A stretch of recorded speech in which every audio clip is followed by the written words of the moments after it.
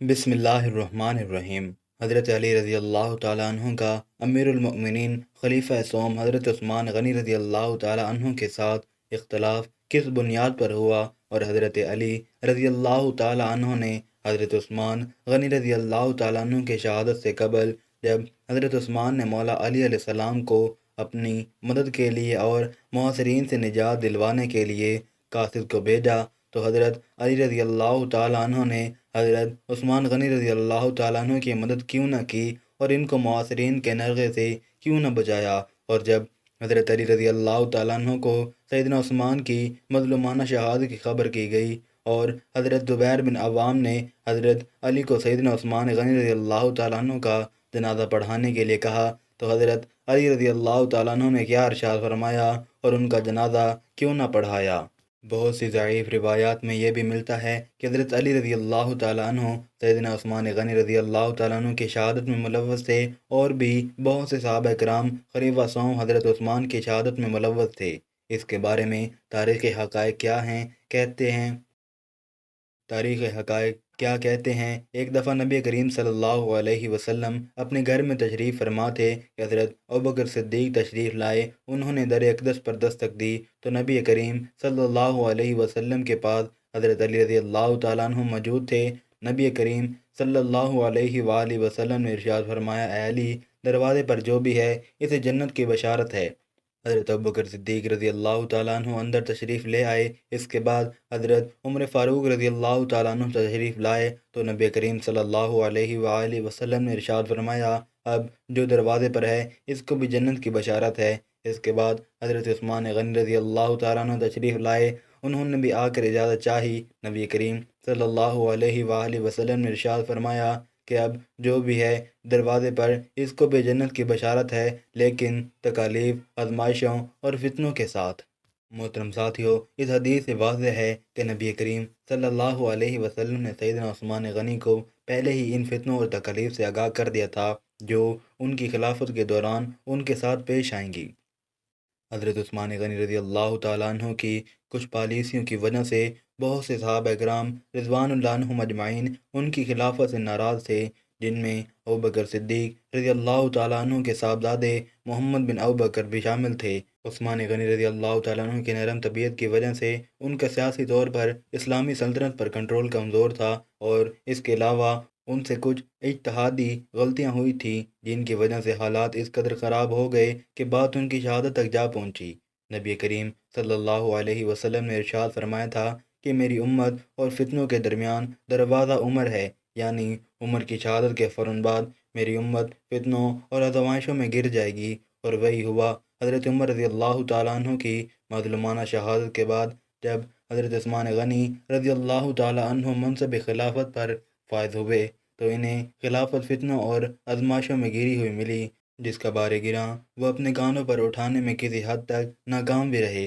کیونکہ ان کی خلافت کے دوران مدینہ پر اسلامی سلطنت پر باغی اور منافقین غلبہ زور پکڑ گیا تھا۔ اس کی وجہ سے سیدنا عثمان غنی رضی اللہ تعالیٰ عنہ کا کنٹرول کمزور سے کمزور تر ہوتا چلا گیا، اور پھر نبی کریم صلی اللہ علیہ وسلم نے اس ملعون مروان بن حکم اور اس کے باپ کو مدینہ سے باہر نکالا تھا۔ حضرت عثمان غنی رضی اللہ تعالیٰ عنہ اپنی رشتہ داری کی بنا پر ان کو مدینہ منورہ بلا لیا، جس سے اور بھی بہت سارے صحابہ کرام آپ رضی اللہ تعالیٰ عنہ کے خلاف ہو گئے کہ نبی کریم صلی اللہ علیہ وسلم نے ان دونوں باپ بیٹوں کو مدینہ منورہ سے باہر نکال دیا تھا۔ سیدنا عثمان غنی رضی اللہ تعالیٰ عنہ نے ان کو واپس مدینہ منورہ کیوں بلایا؟ یہی وجہ تھی کہ حضرت ابوبکر صدیق رضی اللہ تعالیٰ عنہ کے بیٹے محمد بن ابوبکر نے شہادت سے کچھ لمحات قبل سے سیدنا عثمان غنی کے گھر میں گھس کر ان کی داڑھی کو پکڑا اور اس کو کھینچا اور کہا کہ آپ نے نبی کریم صلی اللہ علیہ وسلم کی سنت کو تبدیل کیا، اور کہتے ہوئے وہاں سے باہر نکل گئے۔ یعنی سیدنا عثمان غنی رضی اللہ تعالیٰ عنہ سے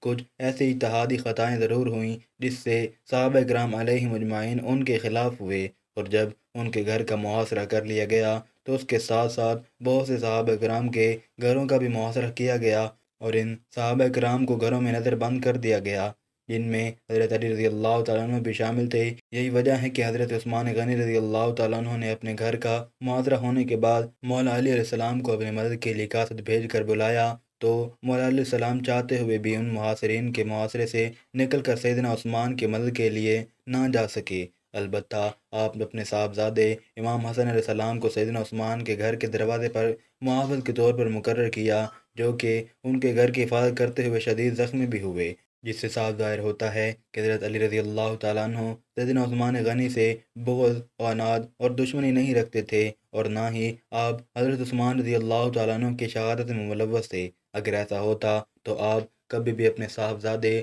حضرت امام حسن علیہ السلام کو سیدنا عثمان غنی رضی اللہ تعالیٰ عنہ کے دروازے پر محافظ مقرر نہ فرماتے تھے۔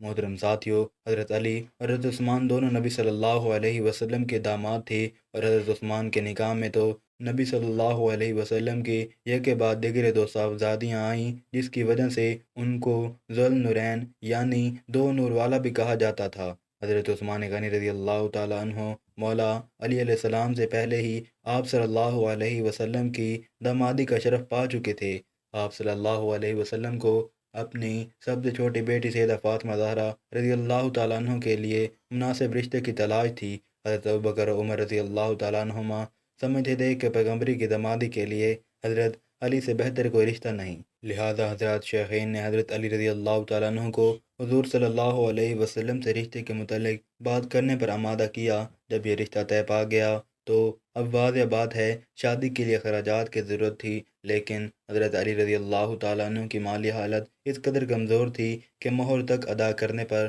قادر نہ تھے۔ نبی کریم صلی اللہ علیہ وآلہ وسلم نے حضرت علی رضی اللہ تعالیٰ عنہ سے دریافت فرمایا کہ تمہارے پاس مہر دینے کے لیے کچھ ہے؟ حضرت علی رضی اللہ تعالیٰ عنہ نے عرض کی، یا رسول اللہ، میرے پاس کچھ نہیں ہے، بس ذرہ ہے۔ نبی صلی اللہ علیہ وسلم نے ارشاد فرمایا کہ اس ذرہ کو بازار میں بیچ کر آؤ۔ حضرت علی رضی اللہ تعالیٰ عنہ مہر کی ادائیگی کے لیے جب اپنی ذرہ بیچنے نکلے تو حضرت عثمان نے اپنے ہمزل حضرت علی سے 400 درہم میں وہ ذرہ خرید لی۔ حضرت علی رضی اللہ تعالیٰ عنہ جب ذرہ فروخت کر کے جانے لگے تو سیدنا عثمان غنی رضی اللہ تعالیٰ عنہ نے وہ ذرہ بھی حضرت علی رضی اللہ تعالیٰ عنہ کو ہدیۃً دے دی۔ اب سوال یہ پیدا ہوتا ہے کہ حضرت عثمان نے پہلے ہی حضرت علی رضی اللہ تعالیٰ عنہ کو 400 درہم ہدیۃً کیوں نہ دے دیے؟ پہلے ذرہ خریدی پھر ہدیہ کر دی، اس کی کیا وجہ تھی؟ اس کی یہ وجہ تھی کہ حضرت عثمان سیدہ فاطمہ رضی اللہ تعالیٰ عنہ کی عظمت کو برقرار رکھتے ہوئے چاہتے تھے کہ مہر فاطمہ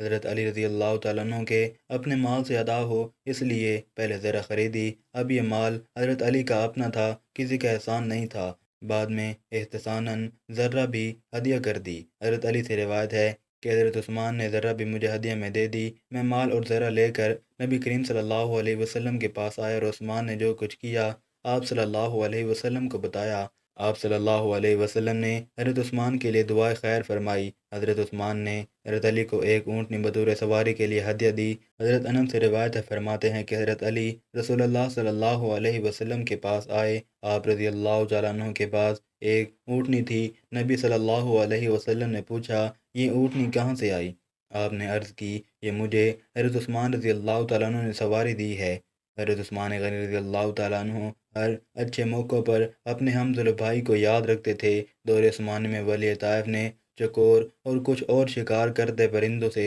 امیر المؤمنین حضرت عثمان غنی رضی اللہ تعالیٰ عنہ کی پرتکلف دعوت کی۔ آپ کو یہ پرتکلف دعوت دیکھ کر حضرت علی یاد آ گئے۔ آپ نے حضرت علی رضی اللہ تعالیٰ عنہ کو بلانے کے لیے آدمی بھیجا تو حضرت علی رضی اللہ تعالیٰ عنہ نے اس آدمی سے فرمایا، میں حرام کی حالت میں ہوں، لہٰذا یہ شکار ان لوگوں کو کھلا دیں جو محرم نہیں، اس لیے کہ محرم کے لیے شکار کا گوشت کھانے کی اجازت نہیں۔ اس واقعے سے پتہ چلتا ہے کہ حضرت عثمان غنی رضی اللہ تعالیٰ عنہ کو حضرت علی رضی اللہ تعالیٰ عنہ سے کس قدر انس و محبت تھی۔ جرنیل اسلام عبداللہ بن عامر رضی اللہ تعالیٰ عنہ کسی علاقے سے فاتح ہو کر مدینہ منورہ آئے تو آپ نے سب مدینہ والوں کو 3000 درہم بھجوائے، اور حضرت علی رضی اللہ تعالیٰ عنہ کو بھی 3000 درہم بھیجے۔ حضرت عثمان غنی رضی اللہ تعالیٰ عنہ کو جب اس کا علم ہوا تو آپ حضرت عبداللہ بن عامر سے ناراض ہوئے اور فرمایا، علی کے ساتھ یہ سلوک۔ آپ نے پھر حضرت علی کو 20,000 درہم اور کچھ دیگر تحائف بھیجے، جن کو حضرت علی رضی اللہ تعالیٰ عنہ نے قبول فرمایا، اور ساتھ ہی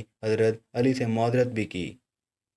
بعض سبقات تاریخ کا سہارا لے کر حضرت عثمان غنی رضی اللہ تعالیٰ عنہ پر اعتراض کرتے ہیں کہ آپ اپنے رشتہ داروں کو زیادہ دیتے ہیں، لیکن یہ نہیں بتاتے کہ حضرت علی رضی اللہ تعالیٰ عنہ کو بھی ہم زلف ہونے کے ناطے زیادہ حصے دیتے رہے۔ اسی طرح حضرت علی کی اولاد سے بھی آپ کا معاملہ احسان و اکرام والا ہوتا تھا۔ ابن کثیر لکھتے ہیں کہ حضرت عثمان غنی رضی اللہ تعالیٰ عنہ حضرت حسن و حسین رضی اللہ تعالیٰ عنہما سے بہت اعزاز و اکرام والا معاملہ کرتے تھے اور ان سے بہت محبت کرتے تھے۔ یہ اعزاز و اکرام محض بھتیجے ہونے کے ناطے نہیں تھا، بلکہ اس اونچی نسبت کی وجہ سے تھا جو حسنین کریمین رضی اللہ تعالیٰ عنہما کو حضور صلی اللہ علیہ وسلم سے تھی، کیونکہ عام طور پر چھوٹے بڑوں کے ساتھ اعزاز و اکرام والا معاملہ کرتے ہیں، بڑے چھوٹے کے ساتھ نہیں۔ اسی طرح آپ رضی اللہ تعالیٰ عنہ اپنے عہد و سعادت میں ہاشمیوں کی خاندانی نسبت کا خیال رکھتے ہوئے انہیں بھی مختلف اوقات میں تحائف دیتے رہتے تھے۔ جب سیدنا عثمان غنی رضی اللہ تعالیٰ عنہ کو شہید کر دیا گیا تو اس وقت اس قتل کی چشمدید گواہ سیدنا عثمان غنی رضی اللہ تعالیٰ عنہ کی اہلیہ نائلہ تھی، جن سے قاتلین کے نام کے بارے میں دریافت کیا گیا تو انہوں نے صرف محمد بن ابوبکر رضی اللہ تعالیٰ عنہ کے نام کی تصدیق کی کہ وہ شہادت سے کچھ لمحات قبل سیدنا عثمان کے پاس موجود تھے، لیکن شہادت کرنے والے افراد میں وہ شامل نہ تھے، بلکہ شہید کرنے والے 3 افراد اور تھے جن کو وہ جانتی نہ تھی۔ جب سیدنا عثمان غنی رضی اللہ تعالیٰ عنہ کا جنازہ تیار ہوا تو سیدنا زبیر بن عوام رضی اللہ تعالیٰ عنہ نے حضرت علی رضی اللہ تعالیٰ عنہ کو اطلاع دی اور انہیں سیدنا عثمان کا جنازہ پڑھانے کی درخواست کی، لیکن سیدنا علی رضی اللہ تعالیٰ عنہ نے سیدنا زبیر بن عوام رضی اللہ تعالیٰ عنہ سے درخواست کی کہ سیدنا عثمان غنی رضی اللہ تعالیٰ عنہ کا جنازہ وہ پڑھائیں، کیونکہ حضرت زبیر بن عوام رضی اللہ تعالیٰ عنہ سیدنا علی رضی اللہ تعالیٰ عنہ سے عمر میں بھی بڑے تھے اور حضرت علی رضی اللہ تعالیٰ عنہ ان کی عزت اور توقیر کرتے تھے، کیونکہ حضرت علی رضی اللہ تعالیٰ عنہ کے پھوپھوزاد بھائی تھے۔ چنانچہ حضرت علی رضی اللہ تعالیٰ عنہ نے ابن عوام کو ہی جنازہ پڑھانے کی تاکید کی اور خود عام مسلمانوں کے بیچ کھڑے ہو کر سیدنا عثمان غنی رضی اللہ تعالیٰ عنہ کا جنازہ پڑھا۔ اللہ پاک سے دعا ہے کہ اللہ تعالیٰ ہم سب کو نیک عمل کرنے کی توفیق عطا فرمائے اور ہمارا خاتمہ ایمان پر فرمائے، آمین۔